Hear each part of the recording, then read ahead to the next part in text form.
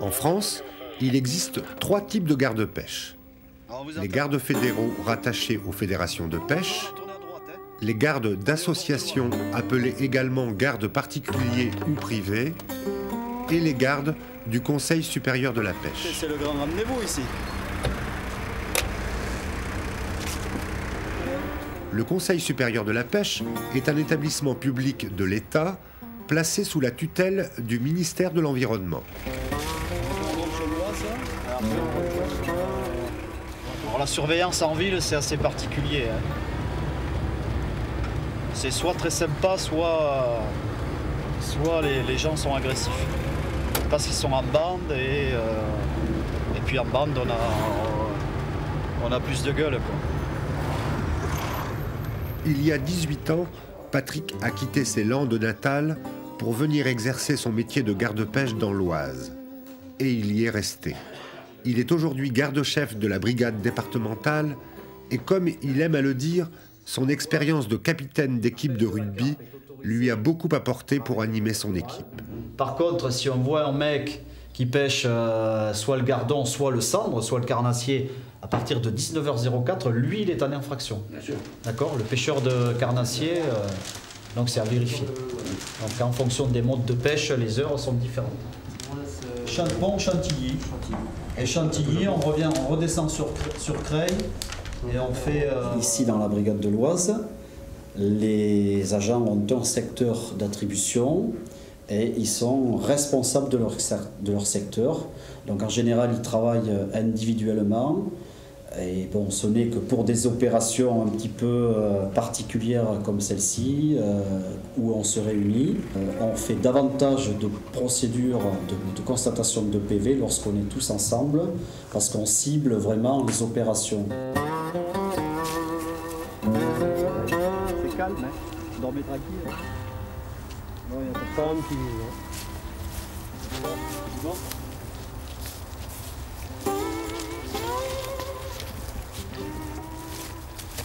Lorsqu'on a commencé il y a 20 ans, on consacrait 75% de notre temps à la mission de police. À l'heure actuelle, bon, les jeunes qui sortent de l'école, on pourra dire que cette mission est réduite par rapport à tout ce qu'on peut faire à côté.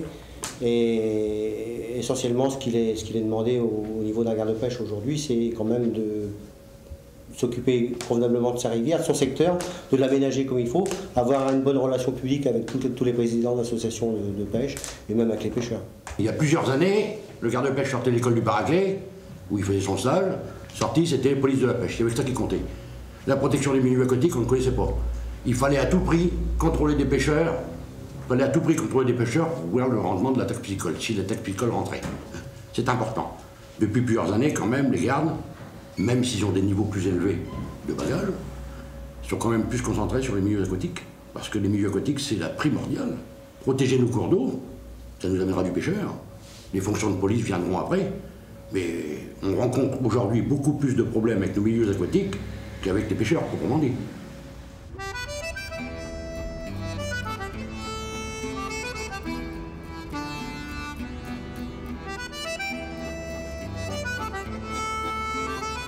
Nathalie est l'une des 30 femmes gardes du Conseil supérieur de la pêche. C'est une battante qui, en quelques années de carrière, a changé 3 fois de département. Une façon originale pour elle de découvrir toutes les facettes de son métier. Là, on va faire pêche électrique sur certaines ambiances qui sont déterminées sur la Seine. Et puis, on va normalement récupérer du poisson qu'on va mesurer, répertorier. On y vient en général tous les ans.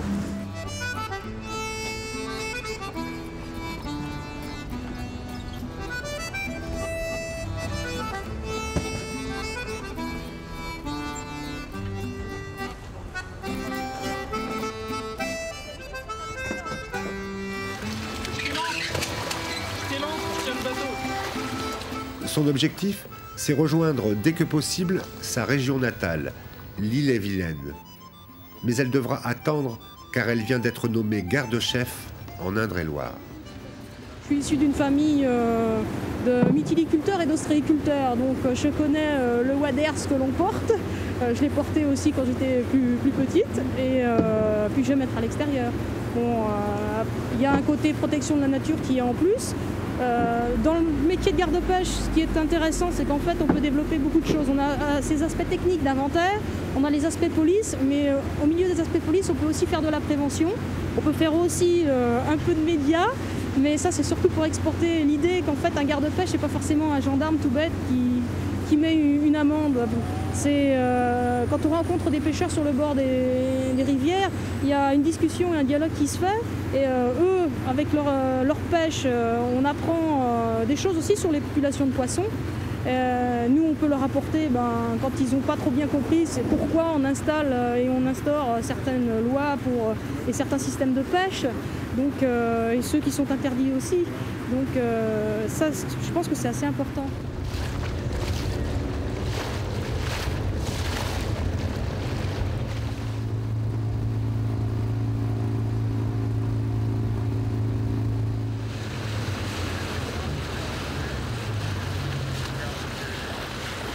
On pose souvent la question, comment devient-on garde-pêche quand on est une femme? Eh bien, comme les hommes, on passe le concours et on ne se pose pas de questions.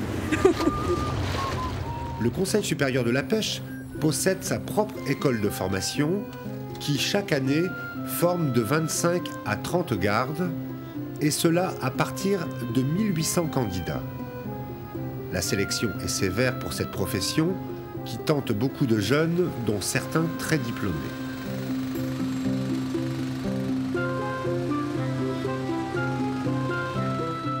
Les 550 gardes du Conseil supérieur de la pêche sont répartis sur l'ensemble du territoire en brigades départementales de 6 agents. Chaque brigade est animée par un garde-chef.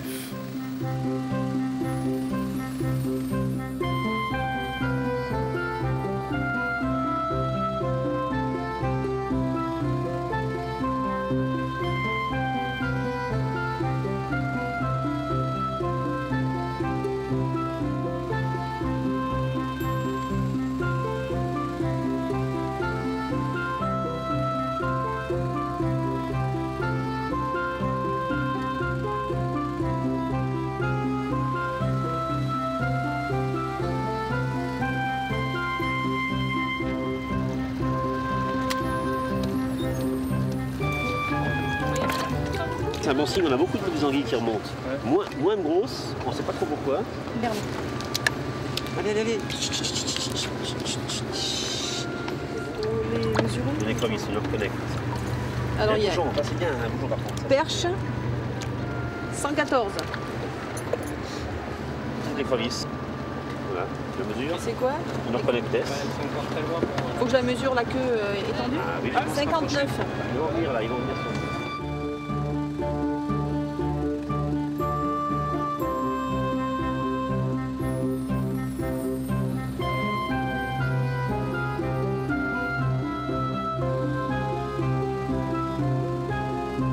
La pêche électrique, c'est une pêche qui permet de capturer des poissons avec un groupe électrogène.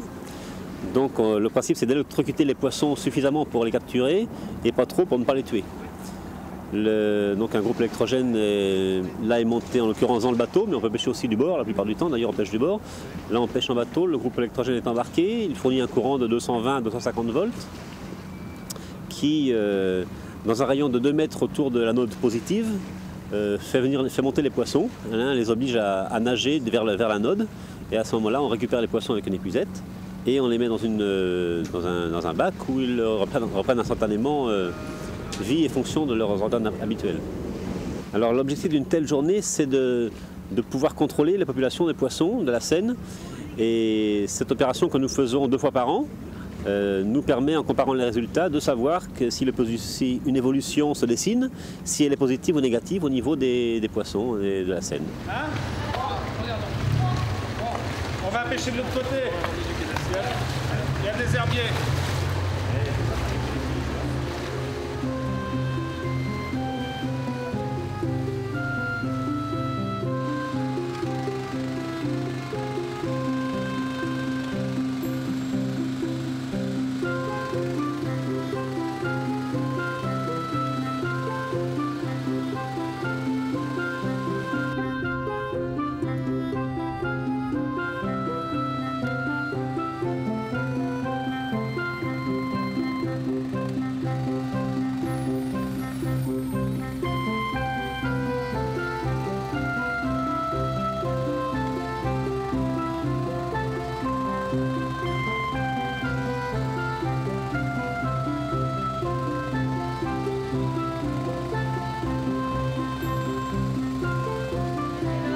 rien depuis tout à l'heure.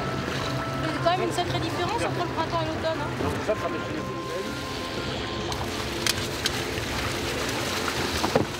Ah, c'est sympa. Ouais, voilà. Ah putain, il va là-dessus. Avec un chute comme ça, t'en as moins 10. Ah, ça, c'est un joli cheval. Ah, mais c'est une femelle, ça, tu vois. Ouais.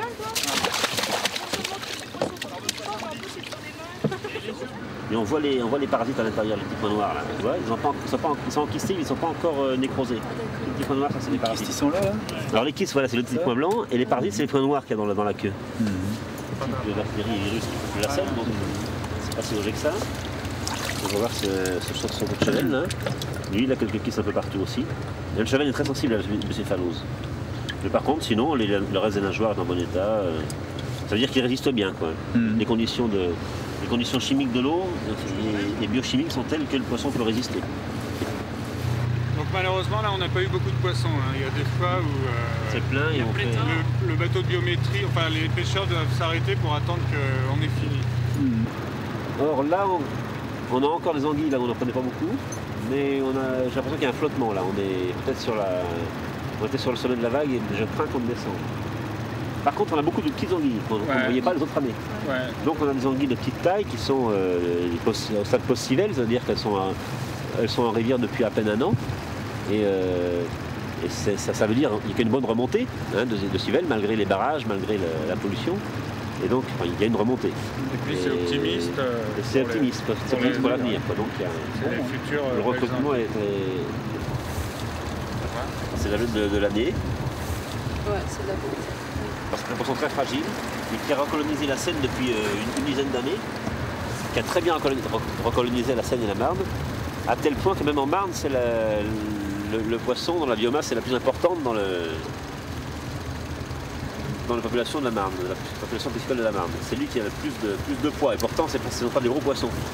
Mais on en trouve des nuages, des bancs extraordinairement compacts, et notamment quand on fait des tournées de surveillance la nuit, quand on éclaire la rivière, on voit des ablettes, comme on se demande vraiment d'où ça sort.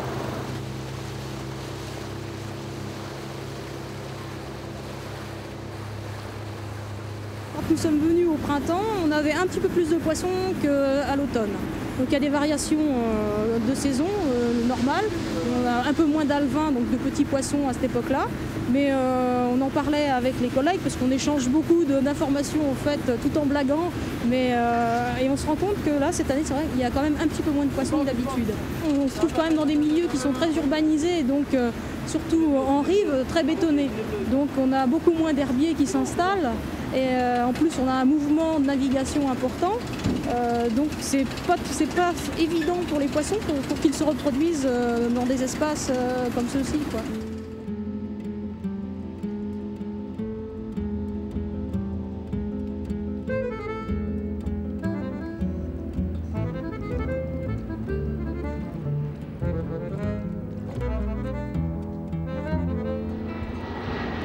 Aujourd'hui, deux missions essentielles guident le travail quotidien des gardes du Conseil supérieur de la pêche.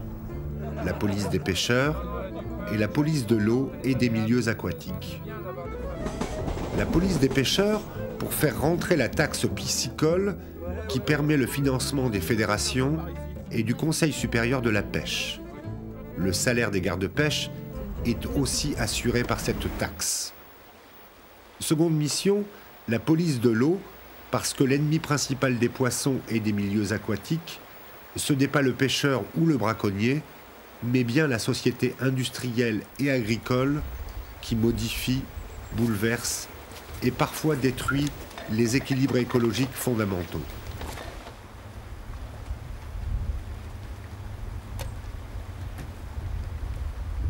Jean-Sébastien, lui, a parfaitement compris les enjeux de cette nouvelle mission de police de l'eau et des milieux aquatiques. Donc en hauteur d'eau, à 21 cm. 21 cm. Garde-pêche depuis 14 ans, il profite de tous les stages de formation continue pour compléter ses connaissances. La formation à l'utilisation d'Internet sera le thème de son prochain stage. Il pourra ainsi se connecter au site Apollo, réseau de surveillance de la qualité de l'eau sur l'ensemble du territoire.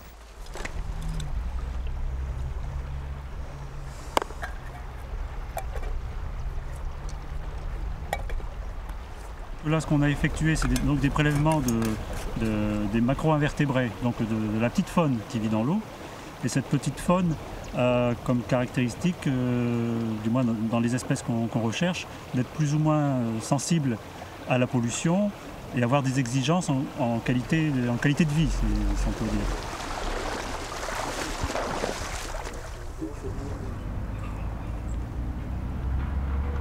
Chaque échantillon va faire l'objet d'un tri, donc on va prélever toute la macrofaune qui est dans chaque flacon. Et chaque famille est plus ou moins pollusensible, donc dans la grille de détermination pour les indices biotiques, selon la présence ou l'absence des différentes espèces, on arrive à une note, en globalisant la totalité des échantillons. Et cette note nous donne un peu l'état du milieu. En cas de pollution, les espèces les plus polluosensibles sont les premières à disparaître, ou d'autres espèces au contraire sont en pleine expansion. Donc l'examen particulier de ces phénomènes nous traduit la vie de la rivière. C'est parfois plus parlant que des analyses d'eau qui ont un aspect chercher à l'origine de la pollution, tandis qu'ici on cherche plutôt l'impact de cette pollution, entre guillemets.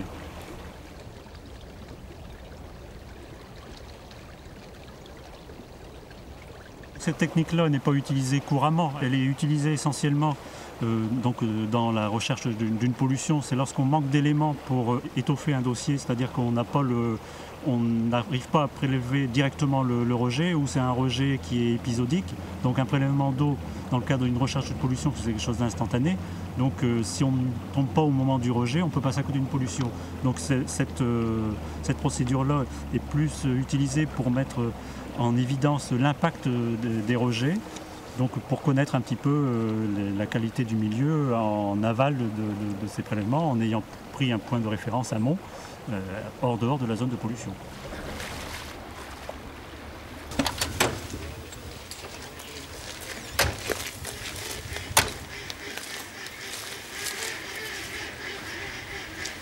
Bonjour. Bonjour. Ça va? Non, raté? Non. Tu cherches un peu l'anglais? C'est pour voir la carte de pêche, s'il vous plaît.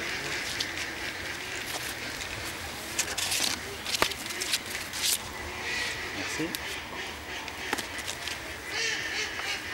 Bonjour, monsieur. Monsieur? Police de la pêche. Monsieur, bonjour. Un peu? Oh non, là je suis au cendre là. Je suis au cendre, alors je suis au vif sur les deux fonds qu'il y a là. Un là et un là. Faut voir la carte de pêche, s'il vous plaît. Voilà. Ok, c'est parfait. Voilà. Entendu. Derrière là, vous avez 3 points où ça appartient au département, interdiction de pêcher. C'est sûr que pour le pêcheur, il a beaucoup de mal à se repérer en fait. Puisque c'est pas balisé. Moi, comme j'ai même dit à la personne qui voulait m'interdire de pêcher là, je dis moi je suis pas passible d'une amende. Vous pouvez pas m'interdire quelque chose où il n'y a rien de marqué. Moi je suis pas censé, je paye ma permis, je pêche, c'est tout. Savez-vous monsieur, qu'il n'y a que ce bout là qu'on a le droit de pêcher normalement? Non, il y a plus que ça. Ouais, J'ai la cartographie au niveau des... Dans l'idée des gens, le garde-pêche c'est un gendarme. C'est un gendarme chargé de faire appliquer la loi pêche. Mais de plus en plus. Mais les objectifs de l'établissement nous donnent d'autres priorités, ne serait-ce qu'en matière de protection de milieu, en matière de communication et de développement de la pêche de loisirs, et puis évidemment en matière de police administrative et judiciaire. Oui, mais dans une même brigade, si tu as 6 mecs qui sont pour la police, comme, bon, tu vois ce que je veux dire, que la police. Eh bien, c'est pas un problème au niveau national, ça. Non, mais dans une même brigade, si tu as 6 mecs qui sont basés uniquement sur la police, eh bien, la pêche et puis les milieux s'en foutent, on n'avancera pas dans ce sens-là. Ils sont utiles à leur niveau. J'ai pas dit qu'ils sont inutiles. Ils sont utiles à leur niveau. Oui, mais enfin, les rivières, pour l'instant, là, elles coulent. Mal, mais elles coulent.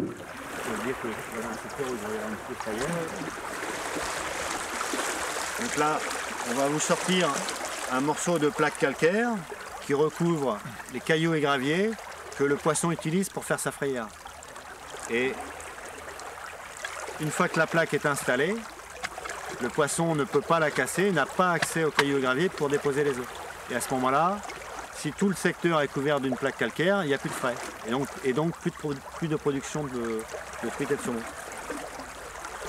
Patrice aime la nature, et depuis longtemps.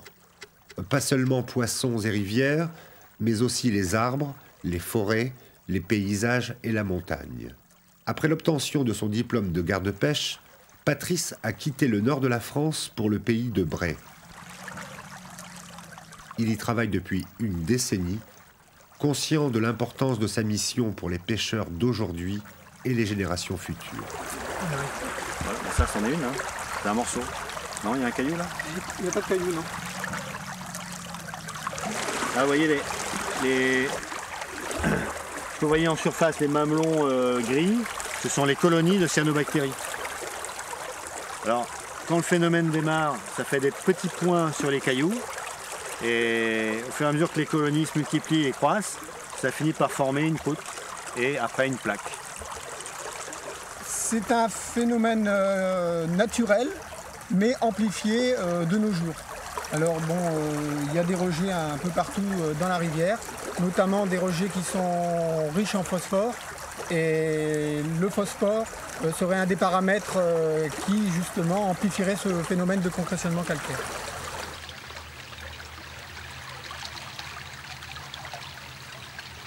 Alors on lutte d'une manière mécanique, c'est-à-dire qu'on scarifie le milieu, notamment les zones propices à la reproduction des salmonidés migrateurs. Le but de la scarification, c'est de gratter cette couche calcaire. Donc on gratte la couche calcaire pour essayer de retrouver le caillou meuble sous la plaque, quand il y a formation de plaques.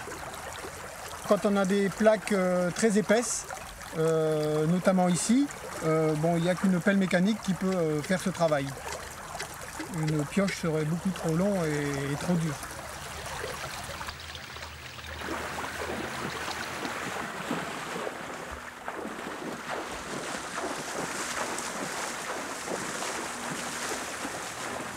« 7 mètres.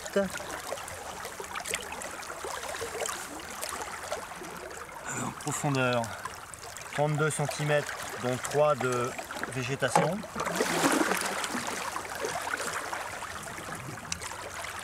Alors, recouvrement végétal, plus de 75% de Zanichellia, 5 à 25% de myriophylle, cailloux dominants, gravier, sable et limon en accessoire, colmatage non colmaté.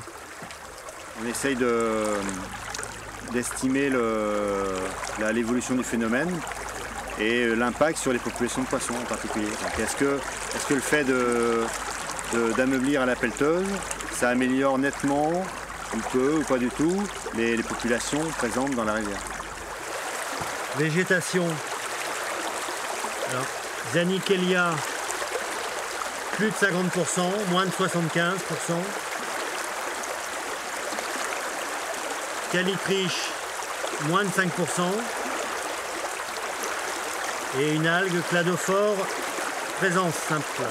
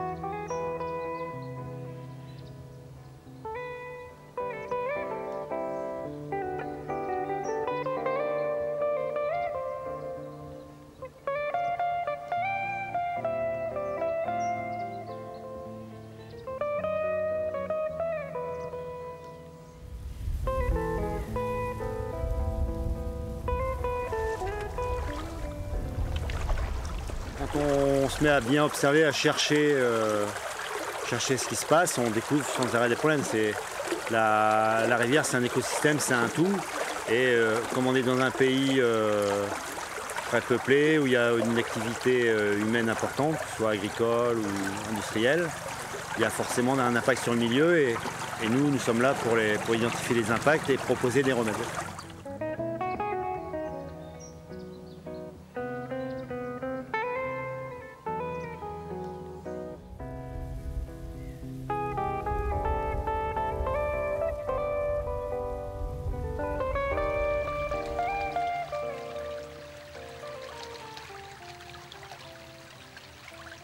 Vous avez mis le lundi. Tu laisses le lundi et Virginie viendra le mercredi. Virginie le mercredi. Oui, et tu leur donnes les points de rendez-vous et puis c'est OK. Et cette personne-là demande entre 10 et 20 petits saumoneaux. Ouais, il a besoin de les avoir vivants. Ouais. Et autant de truies de fario. Hein. Bon, bah, sur la patrouille, c'est plus... Nous sommes des rares personnels de l'État ou de ces établissements publics qui sont constamment sur le terrain. C'est-à-dire que nous avons une mémoire visuelle des sites. Et de la même façon, notre mission technique va vers la connaissance, c'est-à-dire l'investigation, la recherche. Donc nous avons une lecture environnementale assez pointue du milieu naturel. Et juridique, cette lecture justement technique nous permet d'argumenter du point de vue juridique. C'est-à-dire que la loi, les différents textes qui concernent le milieu aquatique sont des textes difficiles. Et pour illustrer justement l'application de ces textes, il faut pouvoir être en mesure d'apprécier en quoi l'atteinte est portée au milieu naturel.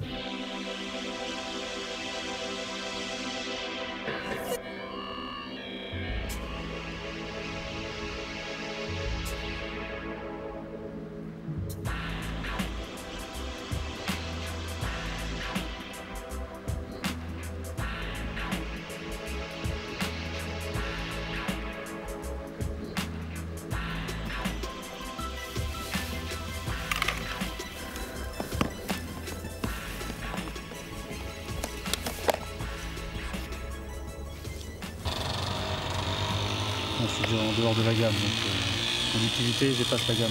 Elle dépasse les gammes? Ouais. D'accord. Je dépasse la gamme. pH 7 c'est bon. Les autres.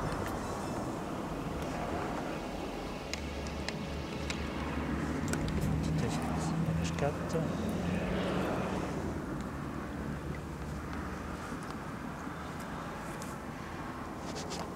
Les paramètres qu'on recherche sont facteurs du type de pollution. Ici, en l'occurrence, c'est une pollution plutôt organique, donc on recherche les éléments tels que les sels ammoniacaux, les nitrites, qui sont mortels pour le poisson, dépasser certains seuils. Par contre, si c'est une pollution plutôt sur métaux lourds, etc., on ne va pas faire les mêmes analyses. Donc, mais la majorité des pollutions qu'on rencontre, c'est essentiellement des pollutions liées aux rejets domestiques ou urbains, donc essentiellement matière organique. Disons que ce sont souvent les mêmes paramètres qui reviennent en jeu, et bon, on n'est quand même pas des laborantins, là c'est des malestes avec des tests, donc là c'est assez succinct comme analyse. Mais connaître quand même les paramètres essentiels pour la qualité d'eau qui peut perturber la vie du poisson, quoi, qui peut nuire à sa santé notamment. Donc ici à nitrite apparemment c'est bon. On va laisser un petit peu évoluer. Oui, notre métier c'est de protéger le milieu aquatique. Donc là, les pollutions c'est quelque chose qu'on est particulièrement sensibilisé et une mission prioritaire. Les points noirs disparaissent, mais c'est pas pour autant qu'il y a davantage d'eau de très bonne qualité, quoi. Les points noirs disparaissent au profit d'eau de qualité médiocre. Voilà.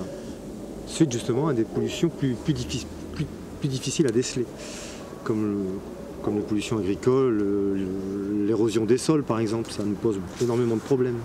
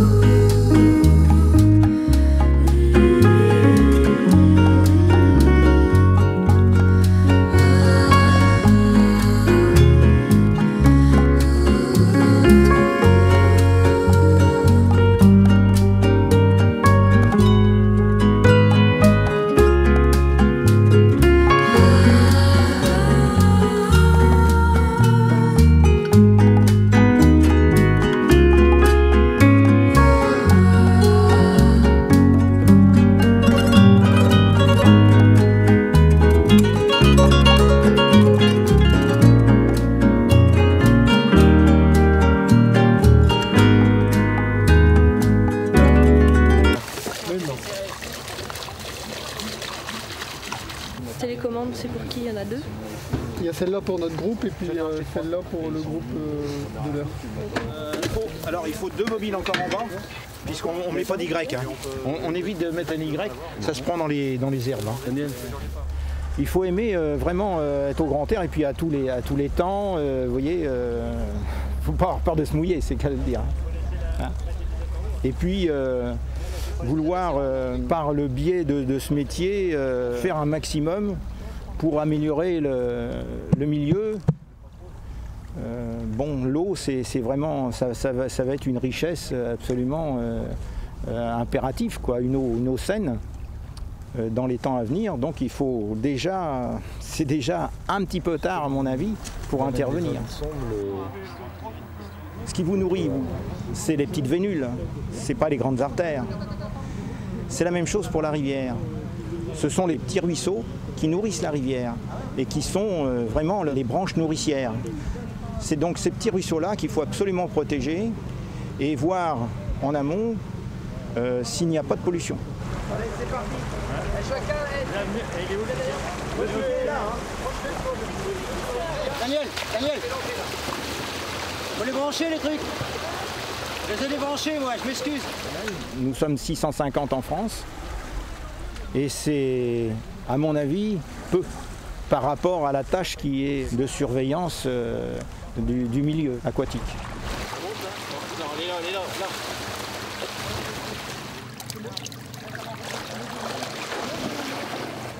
On est sur une zone actuellement de radier, à savoir une zone de peu d'épaisseur d'eau, enfin environ 30 à 50 cm, de petits cailloux propices à la reproduction des saumons, truites et truites de mer.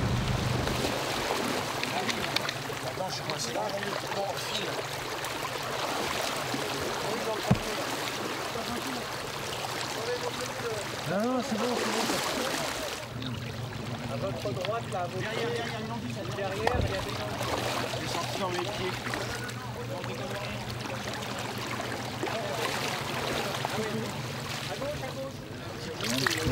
Voilà. La truite, du saumon, de l'anguille. Vous tapez tout en montant. Ça fonctionne toujours les anodes. Sa carrière professionnelle, Daniel, lui, l'a commencé comme croupier au casino de Forges-les-Eaux.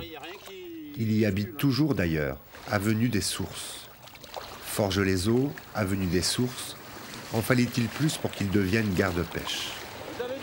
Daniel travaille en brigade mobile et rayonne sur 15 départements. Constamment sur les routes, il apprécie une grande autonomie et la diversité de ses interventions sur le terrain. Vous décrochez, on rembobine. On arrête la pêche actuellement. Je pense qu'on va faire maintenant passer à la biométrie pour voir le résultat de la pêche, de la première pêche et de la deuxième pêche. Il semblerait qu'il n'y ait pas énormément de poissons par rapport aux années précédentes.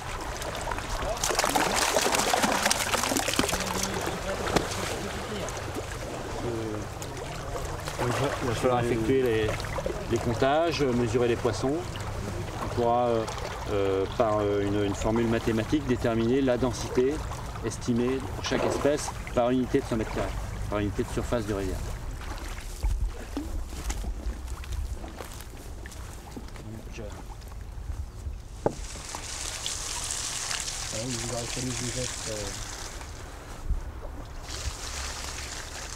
Voilà. L'anesthésion est ici. Dans le bain anesthésiant, pouvoir les manipuler. On va mettre aussi le chevenne du brochet. Une espèce qui ne devrait pas être présente dans cette rivière à truites. Ce brochet vient sans doute d'une balassière qui a été creusée dans la vallée et qui est en communication avec la rivière. Tu les mets dans le bac jaune, ça se verra mieux. Oui. Donc Fario 144. Donc ici, une truitelle qui fait 130. C'est une truitelle, c'est en latin salmotruta, on ne sait pas si c'est une truite sédentaire, truite de rivière ou si c'est une truite de mer. Ce poisson-là peut très bien, au mois de mars, avril de l'année prochaine, partir en mer Donc, à ce moment-là, c'est une truite de mer, il reviendra à une taille de 55 cm, 2,5 kg. Un jeune saumon du même âge. Donc, ces deux poissons-là sont nés au mois de mars de cette année. Alors qu'il fait 127. Le saumon. On a la caudale qui est beaucoup plus échancrée. Le pédoncule caudal qui est assez fin et l'aspect élancé du poisson. C'est ce qui permet de faire la différence entre les deux salmonidés. On a les nageoires également. Ici, les nageoires qui sont vraiment beaucoup plus en forme de battoir. Quand on pose sur la main, on s'en aperçoit. Et l'autre espèce typique, c'est l'anguille. Donc anguille 224. Voilà, c'est une anguille qui a 2-3 ans de rivière et qui va encore rester 3, 4, 5, 6 ans en rivière avant de repartir en mer pour frayer. 308. Anguille 395. Donc là, un chevenne. Chevenne 285. Donc on la rencontre dans la rivière à truite, c'est une espèce de cours d'eau intermédiaire entre le cours d'eau lent à Gardon, Brochet, et le cours d'eau rapide à Truite. Je trouve que c'est le cas ici. Truite Vario 148. Alors Véron 70. Saumon 128.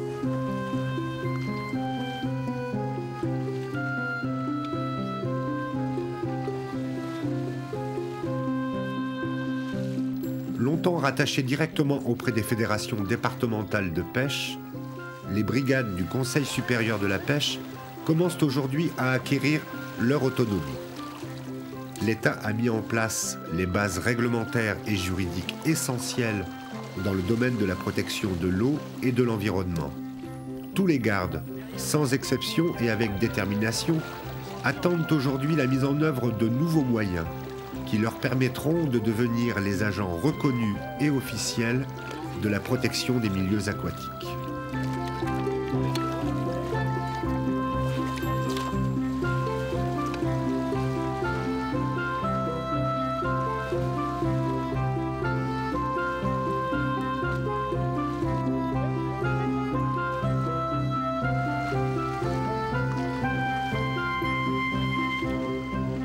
Je considère que mon métier est très utile. Bon, parce que déjà, nous sommes sur permanence sur le terrain. Donc ça, c'est quelque chose d'important, de pouvoir donner des conseils ou des avis aux particuliers, mais également conjointement avec l'administration. C'est de connaître les problèmes et connaître en détail la rivière. Bon, on a quand même un grand secteur, mais bon, on est quand même peu de personnes à travailler sur le terrain comme nous travaillons. La loi sur l'eau date de 1992 avec les décrets d'application un peu plus tard, et on voit une évolution car on essaye de rechercher les problèmes à l'amont, voir la source des problèmes et ne pas considérer que les problèmes viennent essentiellement de la rivière. Ils viennent du plateau, ils viennent tout au long du bassin versant. Donc l'accumulation, par exemple, des rejets dans le bassin versant arrivera obligatoirement un jour ou l'autre à la rivière.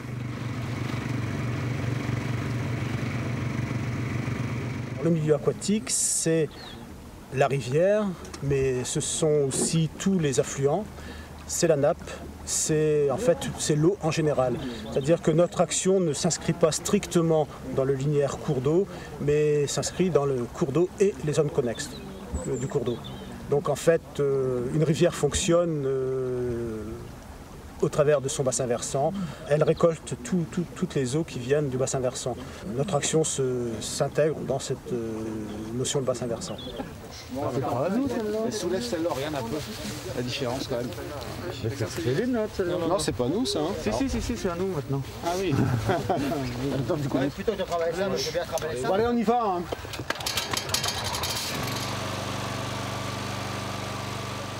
Quand je suis rentré au Conseil supérieur de la pêche, la brigade était mise à disposition des associations fédérations de pêche. Bon, elle l'est toujours actuellement, mais la volonté du gouvernement a été de recentrer les missions de ces brigades.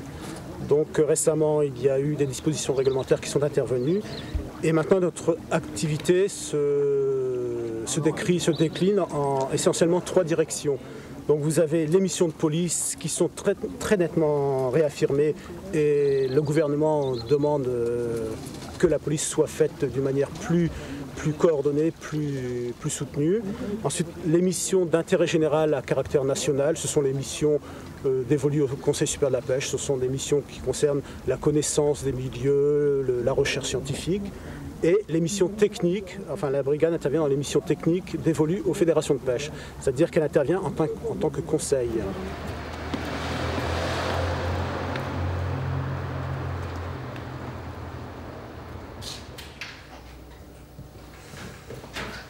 D'accord, monsieur. Claude, bonjour. Jean, bonjour. Entretien sur un rapport au sujet de la création des temps. Ah ouais, sur la commune ces fameux créations des temps. Bon, bah, écoute, je vais te dire une chose. Systématiquement, nous allons rejeter les demandes de création de plans d'eau et au conseil départemental d'hygiène voter contre ces projets.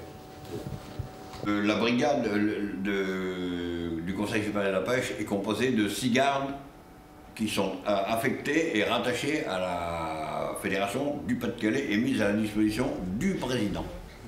En accord avec le garde-chef, le chef de brigade, ils ont des missions de surveillance, d'alvinage, d'enquête sur les travaux piscicoles effectués. Ils existent en France parce que ce serait l'anarchie dans le domaine de la pêche, notamment sur le plan technique, puisque maintenant les gardes sont chargés des enquêtes piscicoles sur le terrain, les rapports, les contacts avec les demandeurs de création de plans d'eau, etc. Donc, je vous dis, le métier est devenu plus technique comme auparavant, où ça se limitait entre guillemets à la surveillance et à l'alvinage. En ce qui concerne la qualité des cours d'eau et des plans d'eau, certainement. Il y a de gros efforts faits par les communes sur le plan des stations d'épuration, par l'agence de l'eau Artois-Picardie qui finance tous les projets pour l'amélioration de la qualité de l'eau, et puis les gardes qui veillent justement à la propreté des rivières et à l'amélioration de l'eau également.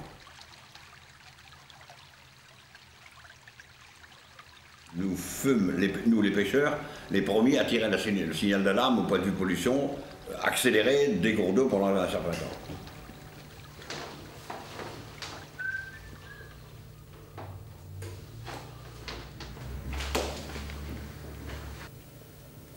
Oui, ce qu'on fait, on retire donc la macrofaune des prélèvements qu'on a effectués hier. Donc en distinguant chacun des prélèvements qu'on a effectués, des 8 prélèvements, pour l'instant on n'en a entamé que 5. Là. Et donc chaque individu est sorti et mis à part. Dans l'ensemble, donc on fait un premier tri donc, par famille et on regroupe par ordre les différentes espèces, plécoptères, técoptères, éphéméroptères, hétéroptères, etc. Là, j'ai un trichoptère à fourreau de la famille des Innephilidae. Il construit en fait un fourreau avec des débris genre gravier ou même des débris végétaux. Ensuite, on va passer à la loupe binoculaire et déterminer chacune des familles de ces représentants. Selon le protocole toujours IBGN, on doit quantifier ou tout au moins donner une classe d'abondance pour chacune des espèces. Je vérifie une éphémère pour la détermination dont je n'étais pas très certain. Donc en principe, ça doit être une bétidée. Et ensuite de ça, on fait le bilan global. Et avec la grille, on définit donc l'indice biologique défini par ces prélèvements. Oui, c'est déjà une bonne note pour les cours d'eau de la région, mais qui signifie quand même qu'il y a une légère perturbation par rapport aux IBGN qui ont déjà été effectués sur le même site.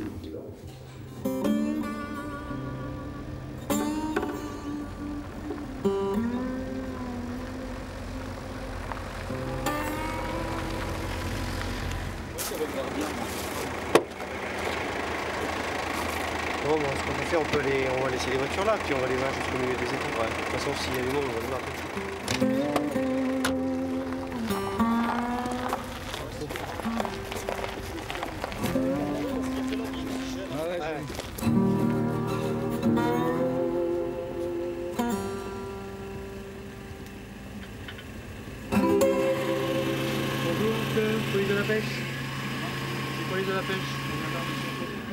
Non, mais relevez, s'il vous plaît. Ah oui, mais il faut que je mette Ah, vous avez un nœud.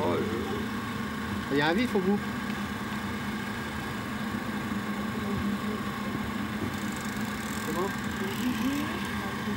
Ouais, c'est pas de tirer trop fort.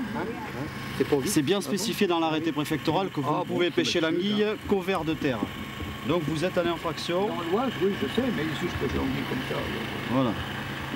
Les autres cannes, c'est quoi? Ça, c'est la ligne banane. Vous allez nous présenter vos cannes. Tenez, vous avez le nom dessus. Non, c'est bon, d'accord. Mais ils ont raison, ils ont raison.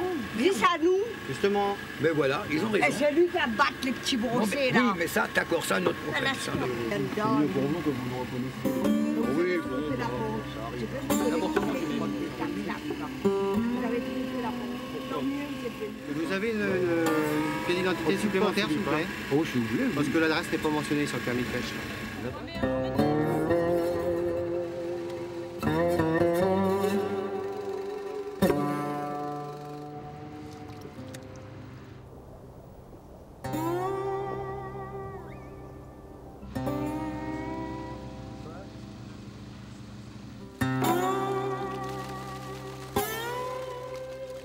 Aujourd'hui, grâce au travail des gardes-pêche, il faut le dire, le travail des gardes-pêche et des administrations concernées, un pas a été fait quand même. Il y a quand même un léger mieux. On peut considérer, nos dernières pêches électriques qu'on a fait de sondage de population ont démontré que dans certains endroits, il y avait encore de la reproduction naturelle de truites.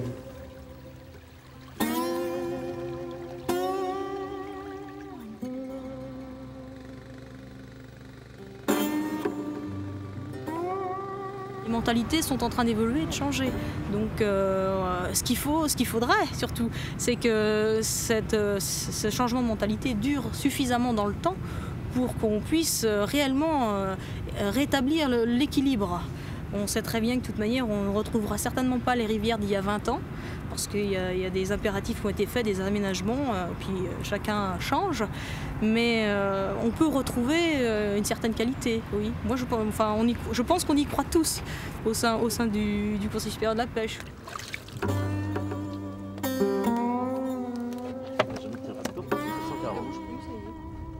C'est bon?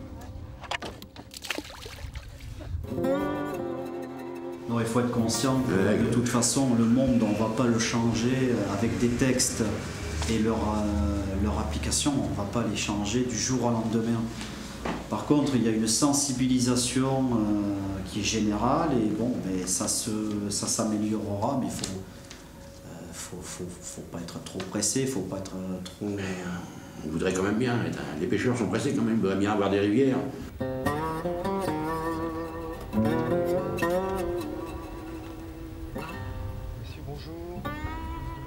Voilà, merci. De toute manière, si on réduit les pollutions, on aura des pêcheurs, donc on aura toujours un côté police à effectuer.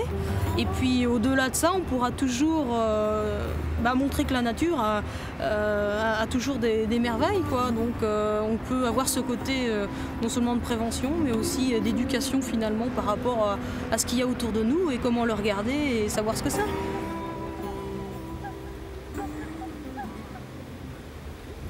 Ce qui est important, c'est de pouvoir donner à nos enfants, garder notre patrimoine.